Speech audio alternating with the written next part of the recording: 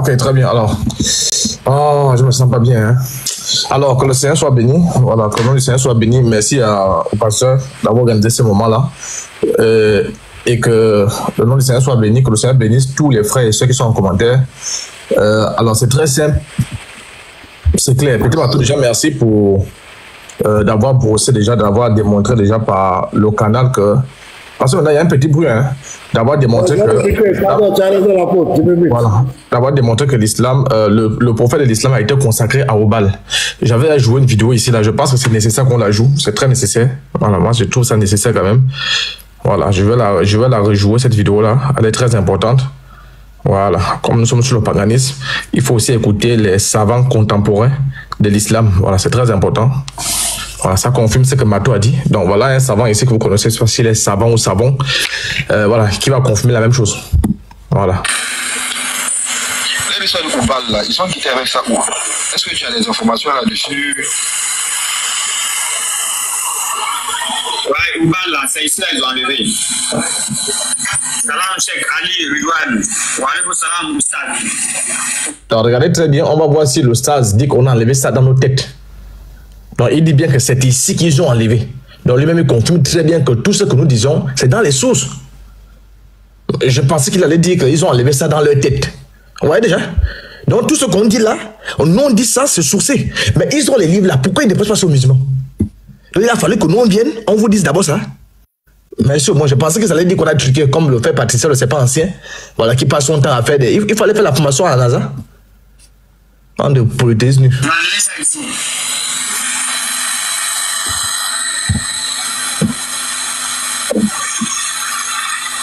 C'est ici, ils ont enlevé ça. Le nectar cacheté. Il t'explique avec. D'accord. Mais après, le Oubal est venu où? Après, le Oubal est venu détruire les parents du prophète Mohammed sallallahu alayhi wa sallam. Voilà. On dit que non, il y avait son grand-père qui devait faire sacrifice. Après sacrifice, on dit qu'on devait tuer son fils. Et le fils du grand-père du prophète, c'était le papa du prophète Mohammed sallallahu alayhi wa sallam. Et c'était le papa du prophète Mohammed sallallahu alayhi wa sallam. Donc, qu'est-ce qu'ils ont fait? Ils sont allés faire sacrifice. En ce moment-là, c'est Oubal, ils adoraient.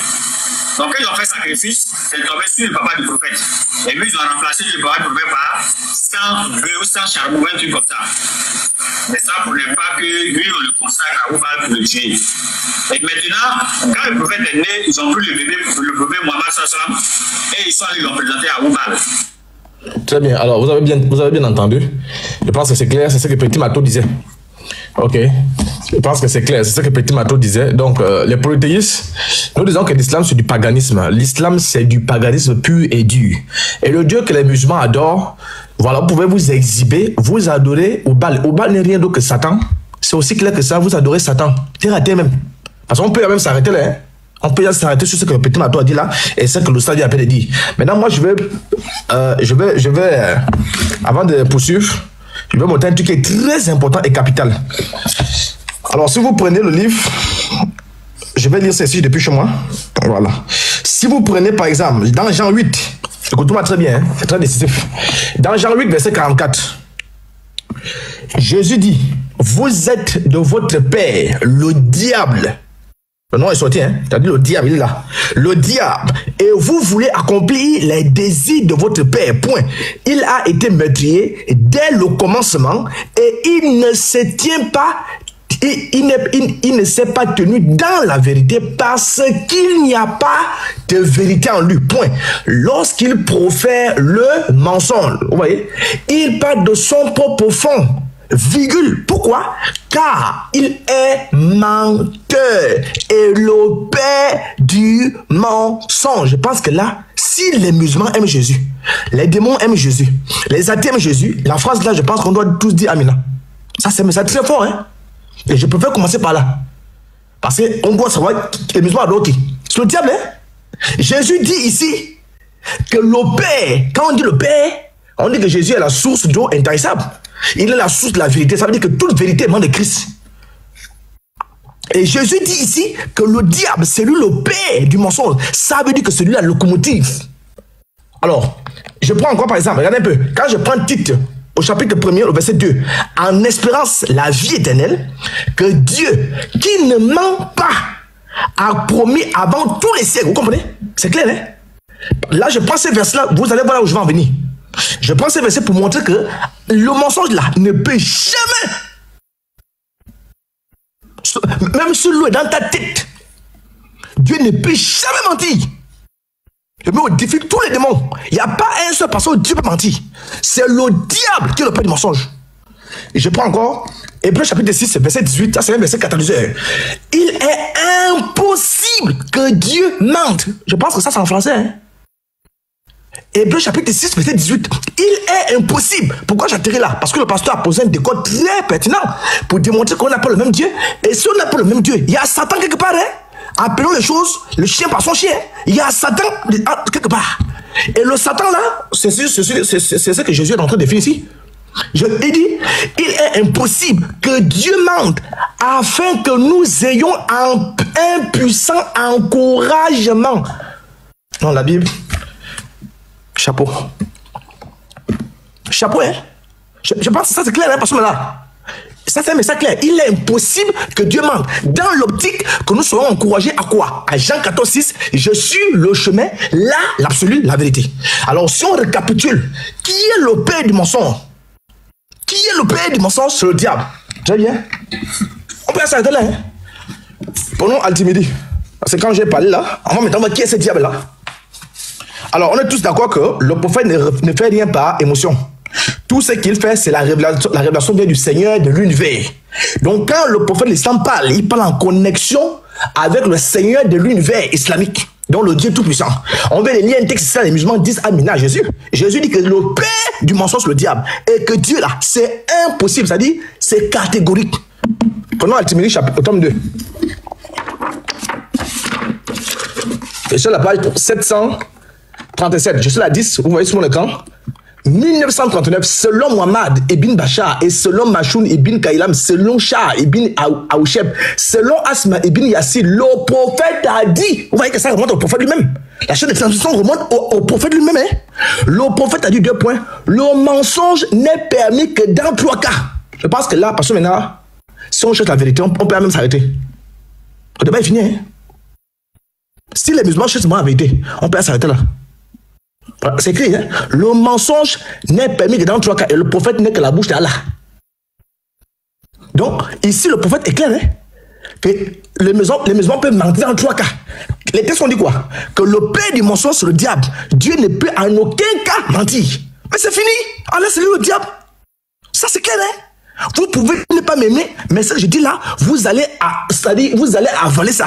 Je vais vous donner les coups de massue, les coups de burin. C'est clair? Le mensonge n'est permis que dans 3 cas. On a lu dans Hébreux chapitre 6, verset 18, il est impossible que Dieu mente. Donc s'il est impossible que Dieu mente, il est alors impossible que Dieu révèle à ses serviteurs la capacité, le moyen de mentir. Même dans un demi-cas, c'est le diable qui révèle ça. Et Mohamed dit qu'on peut mentir dans 3 cas. Et qui est la source des révélations de Mohamed? C'est Allah. Donc c'est Allah le menteur. C'est de nom que je suis pas. C'est Allah le diable qu'on appelle Obal. C'est clair, c'est KO. Tu peux ne pas aimer si tu es KO. Merci beaucoup. Donc ça c'est un de mes points. Je reviens encore. Moi je vais d'abord insister sur ce que le pasteur a dit. Très important. C'est-à-dire qu'on a pour le même Dieu. Alors, je reviens encore. Les musulmans disent que ils ne connaissent pas la religion de Jésus là. Le christianisme, c'est un truc inventé, patati patata, très bien. Le christianisme est inventé. Et je vais également montrer ici que le diable même, s'il faut une différence entre le diable là, vous allez voir que même le diable lui-même a une bonne conscience. Et la pensée du diable même, c'est cette pensée-là. Ils ont pris une pensée du diable pour marcher avec ça. La pensée qui consiste à dire, quand on dit que Jésus est le fils de Dieu là, hein, ça voudrait dire que Dieu a couché avec Marie. C'est pourquoi je suis d'abord en train de brocher un crochet afin qu'on puisse bien voir exactement à qui on a fait. Alors je prends ici Altimidi.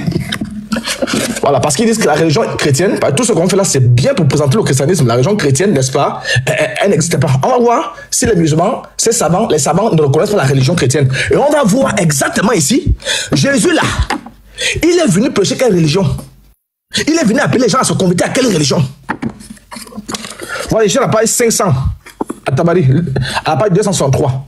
Il est repenti en sachant qu'il avait commis un crime et il s'est tué. Jésus dit, si Dieu agrée son repenti, il n'aura pas dû se tuer, machin. Je viens ici. Vous voyez? Ensuite, Jésus recommanda à Jean et aux 7 disciples de garder sa foi et d'appeler les hommes à Dieu. Il les envoya chacun dans une partie du monde pour y appeler les hommes. Dans une partie du monde pour y appeler les hommes à Dieu, à la croyance de sa mission. Quelle est la croyance de la mission de Jésus? Les savants eux-mêmes vont nous dire, eux-mêmes parce que maintenant ils vont nous dire, la mission de Jésus c'était d'appeler les gens à quelle religion? Quelle est la croyance de Jésus? Vous bavardez, vous ne lisez pas. À la croyance de sa mission, de sa religion, regardez bien. De sa religion et de l'évangile, point. Quelle est sa religion? Eux-mêmes vont nous dire. Il envoya 2 disciples à Rome et à Grèce, l'un appelé Pierre et Paul, et il leur confia tout l'Occident. Il les envoya à un autre nommé Thomas à Babylone et à l'Irak. Il lui confia l'Orient, un autre nommé Philippe à Caïum, un autre resté à Jérusalem, n'est-ce pas, avec Jean, fils de Zacharie, son nom était Jacques. Il envoya, n'est-ce pas, un autre dans le Hijaz vers le Maghreb, son nom était Bartholomé. Quand Jésus eut institué ses 7 disciples et Jean ses successeurs, et qu'il leur eut communiqué ses ordres, il bénit Marie et vers l'aurore, il pria Dieu de l'élever du ciel. Les chrétiens d'aujourd'hui célèbrent comme une fête la nuit dans laquelle Jésus est descendu et remonté au ciel. Dans une nuit, si je viens ici là, le roi de Rome vint à une nombreuse armée à Jérusalem et tua un grand nombre de Juifs. Il délivra les apôtres de leurs mains, crut en la religion de Jésus. Ouais, oui. Il a cru en la religion de Jésus et amena avec lui ceux d'entre eux que Jésus avait établis ses représentants à Rome. Il recommanda aux autres de parcourir le monde et d'appeler les hommes à la religion de Jésus comme il... Vraiment les musulmans, hein. Comme il leur avait donné. Hérode, le roi de Jérusalem, accepta alors la religion de Jésus et suivit les paroles des 2 apôtres que Jésus instituait à Jérusalem. Et beaucoup d'hommes crurent en Jésus et sa foi. Le christianisme se répandit donc en Syrie. Le roi de Rome prit le bois sur lequel on disait que Jésus fut crucifié et en fit une chapelle. Vous voyez, la religion de Jésus, c'était le christianisme. Les gens sont convertis au christianisme d'après les textes islamiques. Hein? Vous voyez ça? Donc quand elle veut nous amener dans l'islam là. Attends, c'est quel sous ça? Là je dis à Tabari, hein? Ça c'est un carreau, hein? Mais même Ismaël a qu'à contourner Tabari. Ismaël a qu'à contourner Tabari. Là, il n'est plus musulman. C'est clair. Oh, musulman. Oh, comme c'est pas le but du sujet là, je laisse la ça. Au moins vous avez une idée. Donc vous êtes au bon endroit. Vous qui voulez apostaser là. La religion de Jésus là, c'était le christianisme. Voilà ce que vous savez dire. Hein? Et si je lis encore même, attendez, je vais lire. Parce que maintenant, la pensée selon laquelle, quand on dit que Jésus est fils de Marie, ça veut dire que Dieu est descendu, il a couché là. Ça vient d'où? Regardez. Regardez, même le diable, il va comprendre les choses, parfois bien, parfois. Regardez. Je vais aller où? Je vais là. Quand la religion de Jésus fut très répandue, voilà, je vous ai montré la religion de Jésus, non? Ça dit le christianisme. Quand la religion de Jésus fut très répandue, Iblis, écoutez bien, Iblis fit son apparition et un jour de fête, lorsqu'un grand nombre d'hommes sécateurs de Jésus étaient réunis dans le temple de Jérusalem, il s'y présenta, il est mis pour Iblis, il s'y présenta accompagné de 2 difs. Ils avaient pris la forme de 3 vieillards. Donc Iblis, parce que maintenant, Iblis s'est fait homme, hein? Les frères, écoutez-moi très bien, je suis en train de montrer ça, que c'est une vérité avant d'attirer nous dans l'islam. Iblis s'est fait homme, hein? Alors ne peut pas se faire homme. Non, vraiment. Parce que maintenant, ils ont voulu reproduire la scène de Dieu qui est descendu pour parler à Moïse. Voilà, Abraham là. Alors vous voyez, il prit, n'est-ce pas, je suis où? Les 3 vieillards s'assirent au milieu du peuple et entraient en conversation avec les hommes en disant, écoutez bien, hein, c'est-à-dire Iblis et ces 2 types qui ont pris la forme humaine là. Nous sommes venus tous les rois de l'Occident, ayant entendu parler de votre religion. Quelle religion? Le christianisme, hein, la religion de Jésus. Nous l'avons trouvée bonne. Hein? Regardez. Hein? Nous l'avons... Oh non, Foulous. Nous l'avons trouvée bonne et nous avons cru. Mais nous avons voulu entendre ce que vous dites concernant Jésus. Et ça, c'est Iblis et les autres. Hein? Ils ont trouvé le christianisme, la religion de Jésus bonne. Hein? Oh, bro. Vous vous amusez, mais hein? Les hommes répondirent. Écoutez un peu. Hein? Les hommes répondirent. Jésus est le prophète, l'esprit de Dieu et fils de Marie. Il n'a pas été engendré par un père. Point. Parce que vous écoutez très bien. Iblis se dit, il n'est pas possible qu'un enfant naisse sans avoir été engendré par un père. Je pense que Allah est le père de Jésus. Ouais, non, l'islam, je pense que Allah est le père de Jésus. Point. L'un des divs dit, cette parole est un non-sens, car Allah n'a pas d'enfant et n'a pas commerce, c'est-à-dire il n'a pas couché, il n'a pas commerce avec une femme. Mais Jésus, c'est Dieu lui-même. Ouais, je confie à musulman. Non, je suis guéri même. Mais Jésus, c'est Dieu lui-même qui est descendu du ciel et est entré dans le sein de Marie.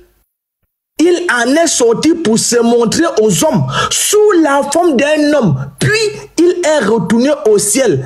Car Dieu a le pouvoir d'être où il veut et de montrer aux hommes ce qu'il veut. Mais je pense que c'est clair. C'est fini. Attends, Apo, qui dit ça? Ce que tu dis là, qui a dit ça? Tabari, pasteur, c'est Tabari. Pasteur, c'est Tabari. C'est Tabari. C'est Tabari. Voilà, c'est fort. Donc, vous voyez, ça peut faire encore l'objet d'un enseignement. Mais on regarde d'abord ça. Qu'est-ce qu'on retient? On retient que le diable ici, c'est Allah. Parce qu'Allah autorise le mensonge, c'est qui au bal. On retient que la religion de Jésus, c'est le christianisme. C'est une très bonne religion même. Très bien. Alors, moi, je vais prendre par exemple, je ne sais même pas par où commencer, parce que maintenant c'est un peu compliqué. Il y a tellement à dire. Bon, je ne serai pas long. Regardez un peu, moi je vais prendre ça. On est où? Je vais prendre. Je vais lire cette source-là. Je vais la où? Voilà. Moi, je m'intéresse un peu. Voilà, je pense que c'est celle-là. Moi, je m'intéresse un peu à ça. Alors, j'espère que les musulmans vont noter. J'espère que Patricia va encore aller faire un live. Là, il va mettre les zooms. Il va appuyer pour mettre les pauses. Alors, je m'intéresse un peu au tome 1 de Sahih Bukhari. Vous voyez? À la page 1109, la 10 1648. Détestez-vous effectuer les parcours entre Safa et Marwa? Allez, on pose la question à Anas ibn Malik. Est-ce que tu es dégoûté de faire Safa et Marwa, qui est une révélation du Seigneur de l'univers? Il dit oui.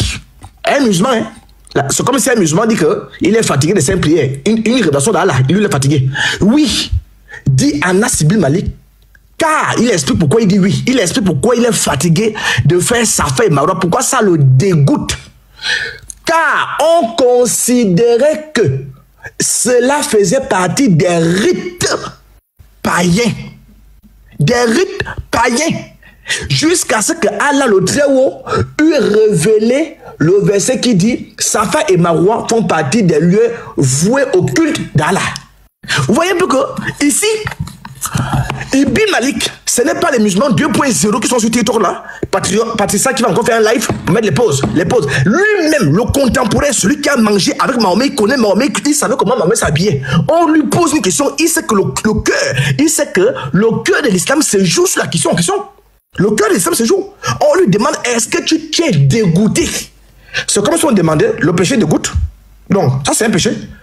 Ce qui n'est pas le fruit de, comment on appelle ça? Le fruit de la conviction est un péché. Tout ce qui est une révélation de Dieu doit faire du bien aux hommes. Quand Dieu nous demande de nous sanctifier, en quoi un chrétien va dire, moi ça me dégoûte de me sanctifier? Frère, ça c'est terrible. Donc lui dit ici, parce que quand on lui pose la question, parce qu'on a vu qu'il avait un air bizarre, on lui pose la question, est-ce que tu es fatigué? Est-ce que tu es dégoûté? Est-ce que tu veux cracher? Tu veux vomir? Il sait très bien qu'Allah est Dieu. Il sait très bien que ça vient d'Allah. Et il dit oui. Pourquoi? Parce que c'est une pratique païenne. Si on prend également, vous voyez, Ibn Hisham dit la même chose. Parce que nous disons que l'islam c'est du paganisme. L'islam c'est du paganisme dur et pur. Et c'est ça, ce texte-là met KO Il dit que c'est une pratique païenne et Dieu est venu reconduire. Attendez, j'ai beaucoup de surprises pour vous. Regardez, quand on reprend à la page, n'est-ce pas, 422, regardez, Safa et Marwa. Vous voyez, Safa et Marwa, 2 buttes rocheuses situées à la périphérie de l'enceinte du sanctuaire de la Mecque avant l'islam. Elles étaient le siège des divinités de la fertilité. Donc les divinités de la fertilité, c'était Issaf et Naïla. Issaf, c'est Safa, Naïla, c'est Marwa. Donc ces 2 divinités-là, ces 2 personnages-là, n'est-ce pas, étaient allés s'accoupler là-bas. Et ils ont été transformés là-bas. Et c'est pourquoi les pèlerins ont trouvé, c'est-à-dire les polythéistes nus, les arabes là, ils adoraient ces divinités, c'était les divinités de la fertilité. C'est pourquoi ils vont faire les tours là-bas. Et vous voyez que les musulmans font ce qu'on appelle le saïd. Le saïd, c'est l'aller-retour entre le Safa et Marwa. Ils font 7 tours du saïd. La question, ils disent que c'est Agar qui était en train elle était un peu sous, voilà, elle était impoli et sous aussi. Elle faisait les tours comme ça là, avec son enfant qui était un enfant sauvage, un enfant impoli, un enfant vraiment, la lignée de sauvage. Alors, qu'est-ce qui se passe? Il se passe que les musulmans font 7 tours. Ils courent comme s'ils étaient Usain Bolt, ils faisaient le tour. Je ne sais pas pourquoi ils courent. Ils sont pour transpirer. La question qu'on les pose déjà, les 7 tours là, c'est-à-dire quand ils font Safa et Marwa là, on appelle ça le saïd. Quand ils font un tour, ils courent 2 tours. Ils font le marathon 4 tours. 5, 6, 7, 8, 7 allers-retours là. Ça vient de qui? Si ça vient de Agar là, Agar a fait 7 tours où? Montrez-nous la source là où Agar a fait 7 tours. Nous, on a déjà symbolisé, on a dit que le chiffre 7 est très catalyseur en islam pré-islamique. Le chiffre 7 est très catalyseur. Et Mahomet a vécu avec eux. C'est ce que Anas bin Malik dit ici. Que c'était une pratique païenne. Aucun musulman ne te sortira une demi-source. Là où Agar a fait 7. Là où on montre qu'Agar a fait 7 là. Il n'y a pas. Ils ont pris ça où? Et c'est la même chose que nous posons aux musulmans. Lorsqu'ils disent que c'est Ibrahim qui a construit la Kaaba, très bien. Alors donc, tous les rites, on va parler de ça, tous les rites qui sont autour de la Kaaba là, aller faire les bisous et consorts, Abraham les a fait. Il est le modèle par excellence. Il est la locomotive, la pierre angulaire. C'est lui le miroir. Dans ce cas, on veut une source là où, comment on appelle, là où Abraham lui-même a d'abord fait les 7 tours. Parce que je comprends par exemple la Mercedes. Aujourd'hui, on connaît la Mercedes, mais la Mercedes est de qui? C'est de Carl Benz. C'est lui le propriétaire de la Mercedes. Mais avant que nous, on ne puisse conduire la Mercedes, Carl Benz lui-même a d'abord vérifié, Carl Benz lui-même a d'abord testé la Mercedes. Alors si, avant que les musulmans ne fassent les 7 tours, Abraham est la locomotive des 7 tours, lui-même il doit d'abord avoir fait les 7 tours, on montre là où il a fait les 7 tours là. Et là où il a fait bisous, quand une dédicace au PD, dédicace à ceux qui laissent sa pierre. Donc, montrez-nous une source là où Abraham a fait cette tour. Il n'y a pas. Il n'y en a pas. Vous voyez? Vous êtes des carreaux déjà debout. Donc, parce que maintenant, vous voyez qu'on nous dit ici que Safa et Marwa était n'est-ce pas, une pratique païenne. Alors, je vous prends par exemple, regardez un peu. Je vous ai regardé un truc ici. Je vais vous montrer ça. Voilà, attendez. Voilà, regardez.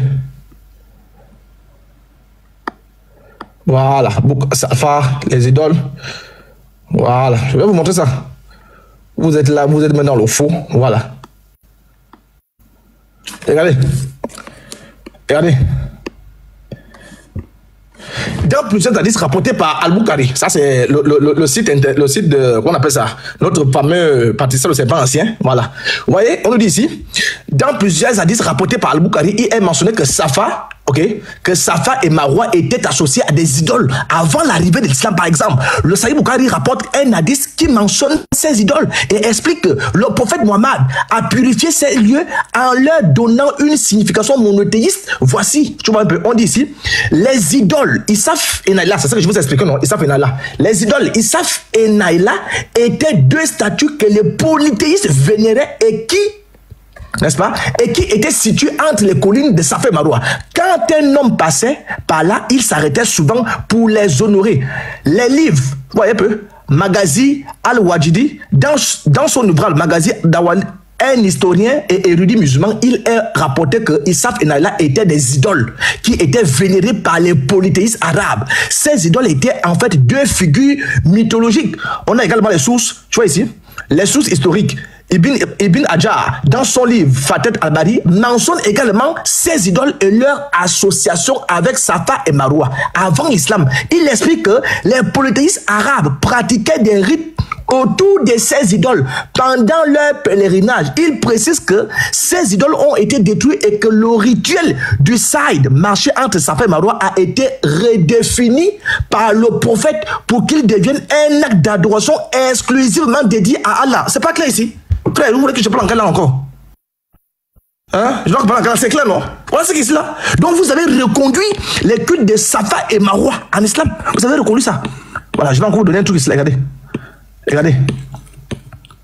Preuve historique. Les 7 tours qu'ils font là, les 7 tours. C'est-à-dire ils font le spawn de Cristiano Ronaldo.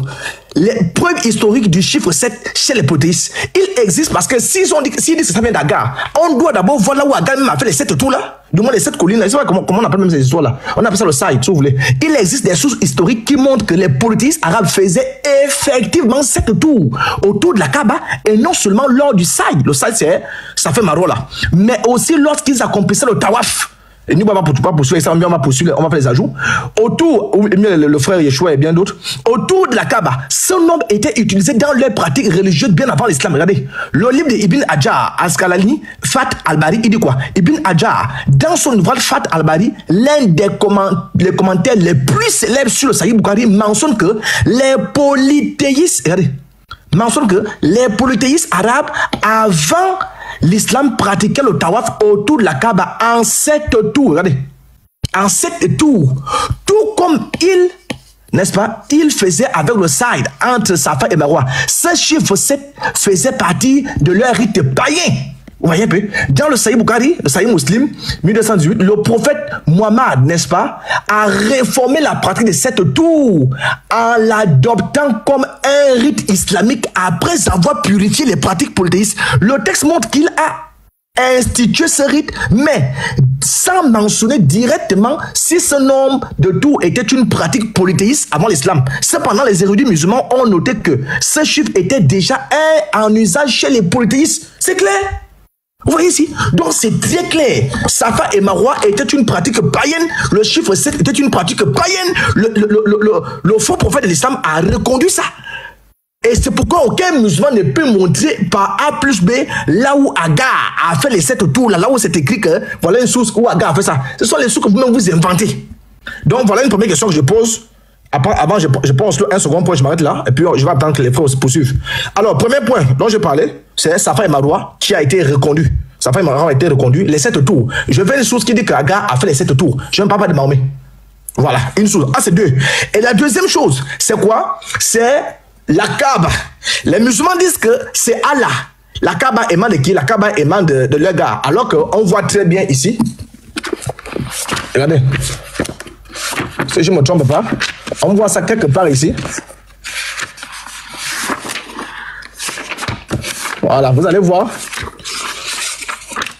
Vous ne savez pas ce que vous adorez. Hein. Vous êtes dans le faux musulman. Le faux en poutoulou. Voilà, je pense que j'ai mis un truc quelque part là. Où on vous explique que le prophète de l'islam, n'est-ce pas, a conçu la Kaaba avec les polythéistes. Hein? Avec les polythéistes, ils ont construit la Kaaba. Donc, et il avait 60, je pense qu'il avait 35 ans à l'époque. 35 ans, il va construire la Kaaba. Quand il construit la Kaaba là, il construit ça au nom de qui exactement? Il construit la Kaaba au nom de qui? Avec les polythéistes construisent la Kaaba avec le prophète. Il construit ça au nom de qui? Vous voyez un peu? Donc, je pense que je vais revenir sur cette source là. Voilà un peu ce que je voulais montrer. Maintenant, par contre, je vais prendre ça. Je vais prendre ça, le film. Je prends le film. Il y a des choses aussi qui m'intéressent. Alors, je suis ici à la page 750. Vous voyez? On dit, c'est d'ailleurs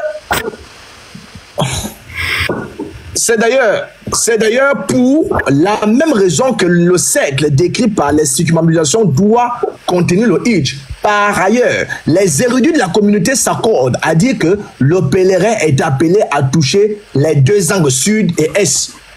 Mais non les 2 autres. Ibn Ibn rapporte dans son saïd que le prophète a dit l'angle de la pierre noire et l'angle yéménite décharge le pèlerin des péchés, de ses péchés. Voilà une problématique très importante. Ici, le prophète de l'islam nous dit que à la Mecque, n'est-ce pas, il y a 2 pierres. Il y a le côté de la Kaaba, le côté est, il y a le côté sud de la Kaaba, n'est-ce pas? On appelle ça la pierre yéménite. Et ces 2 pierres-là enlèvent les péchés des pèlerins. Ces 2 pierres-là, si tu as des péchés, ça ôte tes péchés directement. La question que moi je pose, comme ils disent que la pierre noire et la Kaaba, il n'y a pas de Kaaba sans pierre noire, il n'y a pas de pierre noire sans Kaaba, a été rédigé par qui? Par Abraham. Très bien, on vous accorde ça. La pierre yéménite là, qui a reçu la révélation de la pierre yéménite? Moi, c'est ma question, hein. Parce qu'on dit que la pierre yéménite, parce que là, non, regardez très bien. L'angle de la pierre noire et l'angle yéménite décharge le pèlerin de ses péchés. Ça veut dire que la pierre yéménite a un pouvoir divin. La pierre yéménite ôte les péchés. Moi, je vais savoir si c'est Abraham qui a construit la pierre noire et la Kaaba. On vous accorde ça. Mais la pierre yéménite, là, qui a reçu la révélation de la pierre yéménite, puisqu'elle a la même garde. C'est parce que le pasteur m'écoute. Elle a la même portée que la pierre noire. Elle décharge les péchés. On la touche même. On la vénère. Elle est située au sud même de la Kaaba là-bas. Cette pierre-là, qui a reçu la révélation, est-ce que c'est aussi Abraham? Dès lors qu'il dit qu'Abraham n'a pas reçu la révélation de la pierre noire, c'est fini. Puisqu'il n'y a pas de pierre yéménite sans la pierre noire. Bon, voilà ma question, hein. Donc quand vous allez monter, vous allez vous atteler à répondre à ça. Ah, c'est un. Constate toujours la pierre noire, regardez. Constate toujours la pierre. Moi, je viens ici. Je prends Al-Tabari. Vous voyez? Je suis au tome 1, le tome 1 d'Al-Tabari. Parce que quand tu poses la question aux musulmans, la pierre noire est devenue comment? Il t'explique, c'est à cause de nos péchés. Bon, moi, je pêche chez moi dans la chambre. La pierre, elle est blanche. Comment mes péchés peuvent quitter ma chambre et aller trouver la pierre devient noire? C'est de n'importe quoi. Ici, le savant islamique Al-Tabari, c'est de n'importe quoi. Moi, je pêche chez moi dans ma chambre. Mon péché va courir, aller à la Kaaba, et puis la Kaaba, la pierre va devenir noire. Donc, j'ai posé la question un jour à un musulman. Est-ce que le noir là, la couleur noire là, c'est une bonne couleur, puisque c'est la couleur du péché? Il m'a dit non. Dans ce cas-là, pourquoi vous faites bisous à la couleur noire? Vous devez tout faire pour laver ça. Donc vous êtes des menteurs. Oui. Parce que maintenant, oui. C'est une très bonne question, hein. Parce qu'ils disent que ce sont mes péchés qui ont noirci ça. Donc à la base, elle est blanche. Donc elle est comme ça. Donc la véritable couleur, elle est blanche. Donc elle mérite d'être sucée quand elle est blanche. Et moi, j'ai posé la question à un musulman. Comment elle était blanche là? Qui est le premier à faire bisous lorsqu'elle était encore blanche? Il faut nous expliquer ça. Ah, c'est un. Comment mon péché peut aller se coller à une pierre? Moi, je pêche chez moi à 100 km de Maka, et mon péché sort de la chambre, va aller rentrer dans la pierre noire, et la pierre noire devient noire. Donc, si elle devient noire, ça veut dire que ce noir-là est un noir diabolique. Mais dans ce cas, pourquoi vous faites bisous, bien que ça soit encore noir? Attendez que ça soit blanche, vous lavez, vous prenez les brosses, vous lavez. C'est du pipeau. Alors, ici, à Tabarim, dit à la page 309, regardez très bien. Ok, il pose la question ici, I say to him, Abu Lahab, why? On va traduire ça en français. Why and now? Why and how did? C'est une très bonne question, hein? It turned black. Donc, il pose la question ici là au savant. Pourquoi et comment la pierre est devenue noire? C'est une très bonne question. Parce que pour eux, la pierre était blanche. Elle est fait comment pour devenir noire? Regardez. Même si je ne comprends pas l'anglais, tu as compris. Il replied, demonstrating women. Regardez. Where touching it? Hein? Il ne dit là. Donc, il dit quoi? Il dit que c'est à cause de quoi? Les menstrues des femmes. Pas péché, hein? C'est à cause des menstrues des femmes. Les femmes en plein menstru, n'est-ce pas, allaient s'exhiber, s'exciter autour de la pierre noire. Et là, ça devient compréhensif parce que le sang va s'évaporer. Il y a beaucoup de pratiques qui vont s'opérer. Et là, ça devient compréhensif au lieu de prendre. Ça, c'est une révélation. Ça devient compréhensif. On précise bien l'apôtre Jalil, hein, avant l'islam. Hein. Donc, il y a déjà une pierre qui existe avant l'islam. Et cette pierre est devenue noire, le concept de noircisseur là, le concept de la couleur noire là. Donc cette pierre est devenue noire à cause du fait que les femmes allaient s'exhiber. Et les musulmans aussi viennent, pendant l'islam, nous dire qu'il y avait une pierre qui était blanche, elle est devenue noire. Mais sauf que pour eux, elle est devenue noire parce que moi j'ai pêché dans la chambre. Vous êtes KO. Regardez encore, je prends toujours, je prends Sahih Muslim. Regardez ce que Sahih Muslim nous dit ici. Sahih Muslim, Patricia, tu as le travail, hein. Tu auras le travail, hein, frère. Tu vas les répète. Tu as le travail, hein, frère. Voilà. Moi, je vais vous foutre comme ça, vous voulez distraire les gens. Voilà le vrai sujet. Alors, je prends ici la 10 Sahih Muslim, vous voyez.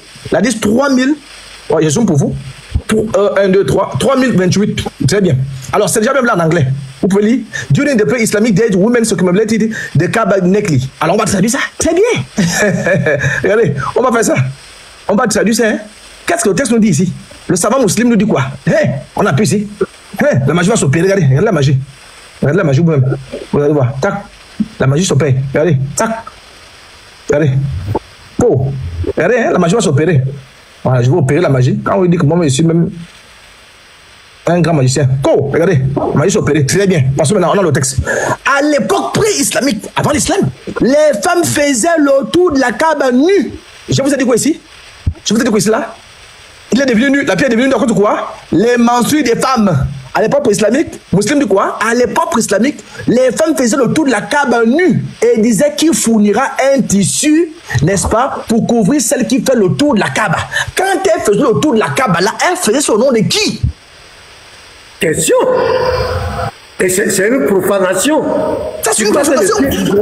Le Dieu d'Israël peut s'associer à ces abominations. Question. Le Dieu véritable. Oh. Genre, ils vous ont trompé. Ils vous ont blagué. Continuez à faute. Donc, je vais d'abord m'arrêter là, avant de laisser la place au frère, je vais revenir. Oui, à l'époque pré-islamique, c'est-à-dire avant l'islam, les femmes faisaient le tour de la Kaaba nues. Quand elles faisaient ça, elles le faisaient au nom de qui? Elles le faisaient nu, pourquoi? Parce qu'elles étaient à menstru. Elles le faisaient nu, pourquoi? Parce que la vue de Allah, c'était la vue de la fécondité. Donc elles allaient là-bas pour implorer quoi? Pour avoir des enfants, c'est quoi les soucis? C'est la raison pour laquelle elles allaient là-bas. Elles faisaient ça nu, boum, boum. Et les musulmans font aussi la Kaaba nue. Je pense. Il faut également ça nu. Hein? Nu. Je pense que j'ai ici là. Je vais revenir. Oui. Alors, ce que tu viens de dire est très, ce que le petit Mathieu vous avez dit, c'est que les deux groupes sont dit après. Il y a quelque chose de très grave. Parce que dans ton exposé, tu as dit que Mohamed a 35 ans, il a contribué à la construction de la Kaaba. Oui. Avant ça, lui-même, il a fait les 7 tours. Il n'avait pas encore reçu la révélation. Affirmatif. Là où c'est grave, c'est qu'il s'est dit qu'il a eu une nouvelle révélation. Puisque ça fait la période de islamique. Il a fait des pratiques, ces pratiques-là, il les a fait dans la période pré-islamique. Maintenant, comment se fait que dans la période islamique, il reconduit ces mêmes pratiques que lui-même il avait fait? Et lorsqu'il le faisait, puisqu'il était dans l'ignorance, il le faisait au nom d'un autre Dieu. Voilà. Dieu. C'est ça qu'on dit. Il vient le faire au mélange à un autre Dieu. Donc comment tu peux combattre un système et puis reconduire les mêmes pratiques de ce que toi-même tu avais pratiqué, tu reconduis dans la nouvelle religion? Il y a une marmaille claire. Oui. Il y a une grande marmaille, donc je vais chuter. Il y a une grande marmaille. Alors, donc, je vais revenir. Il y a une grande marmaille. Et si on prend par exemple, et là je pense que je vais prendre le livre là. Le livre là va résumer ça. Après, je vais revenir peut-être s'il y a encore à dire. Le livre des idoles, voilà, c'est un livre que j'aime bien. Voilà, ça va résumer ce que le pasteur a dit. Vous voyez sur la page 92, c'est très clair, hein? Mais l'islam, qui a rigoureusement combattu les cultes païens, n'en a pas moins gardé certaines pratiques. C'est clair? Donc l'islam a combattu les cultes païens et ils ont gardé les pratiques païennes comme les salades surrogatoires et facultatives à l'occasion des éclipses du soleil et de la lune. C'est clair. Donc ils ont gardé les pratiques païennes. Pourquoi? Parce que Mahomet a fait ça, il a trouvé ça bien quand il était encore, moi qui invente cette histoire-là. Et maintenant qu'il veut se détacher des autres, mais il va regarder ce qui est bien, il va refouler. Il va être le maître, il va être le boss. Et quelque part encore, vous voyez, Petit Mato a pris une source là. Bon, Oubal, on va revenir sur Oubal. Peut-être plus tard, on va revenir sur ça. Petit Mato a lu. La faute, c'est que tu regardes les drones, après tu vas revenir. Donc, moi, je m'arrête là. Ils auront l'occasion de revenir poser la question, d'essayer de contredire. On les demande après. Donc, garde les drones encore. Moi je m'arrête là. Pasteur, moi, je m'arrête là et je résume mes phases. Oui? Je te pose une question. Est-ce qu'après tout ce que tu viens de dire, tout ce que tu viens de démontrer, est-ce qu'on peut dire que l'islam est du monothéisme pur? Honnêtement. L'islam, c'est du paganisme pur et dur. Merci. Le monothéisme pur, c'est juste de la propagande. C'est un slogan. C'est un slogan. Parce que quand je vais revenir, c'est rendu. Merci beaucoup. Voilà, merci beaucoup à tous. Merci. Je vais acclamer, c'est propre. Ça, on peut me mettre en grand. C'est bien. On peut me mettre en grand.